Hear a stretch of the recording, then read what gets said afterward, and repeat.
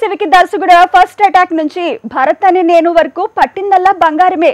అంతేకాదు రచయితగా కూడా తనకి ఫెయిల్యూర్ అంటే తెలియదు. అంతగా టాలీవుడ్ లో దూసుకెళ్లాడు. రైటర్ గా ఎంత వేగంగా ఎదిగాడో దర్శకుడుగా అంత వేగంగా ఎదిగాడు.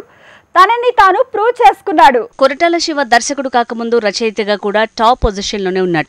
భద్రతో రచయితగా తొలి బ్లాక్ బస్టర్ ని అందుకున్నాడు. తర్వాత బాలయ్యతో సింహాకు కూడా కథ మాటల దర్శకుడిగా హిట్ సొంతం చేసుకున్నాడు. సింహ టైంలో బోయపాటికి కొరటాల శివకి గ్యాప్ రావడంతో అదో వివాదమైంది. కానీ చివరికి రచయితగా కొరటాల శివకి దక్కాల్సిన క్రెడిట్ దక్కింది.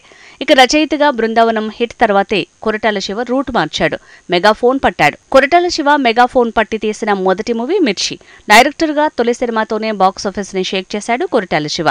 రెబెల్ స్టార్ కెరీర్ లో వర్షం తర్వాత ఆ రేంజ్ మాస్ మూవీ అంటే ఇదే అనిపించేలా రిజల్ట్ రీసౌండ్ చేసింది. ప్రభాస్ తో మిర్చి తర్వాత వెంటనే సూపర్ స్టార్ మహేష్ బాబుతో శ్రీమంతుడు మూవీ తీశాడు కొరటాల శివ.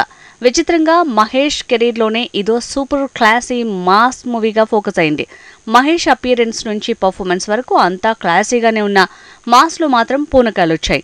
అలాంటి క్యారెక్టరైజేషన్ మాస్ ప్రెజెంటేషన్ తో కొరటాల శివ కిక్ ఇచ్చాడు. Young tiger NTR man of masses కాకముందు కొరటాల శివతో జనతా గ్యారేజ్ అంటూ ట్రెండ్ సెట్ చేశాడు.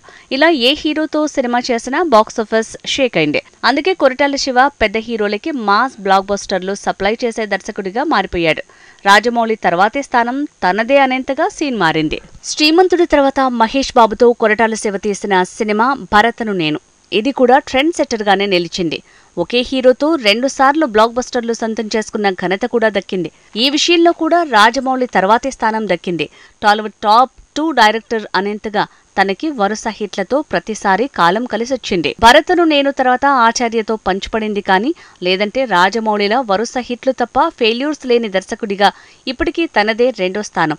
ఏదేమైనా దేవరతో మళ్లీ తనేంటో పాన్ ఇండియా లెవెల్లో ప్రూవ్ చేసుకునే పనిలో ఉన్నాడు కొరటాల శివ.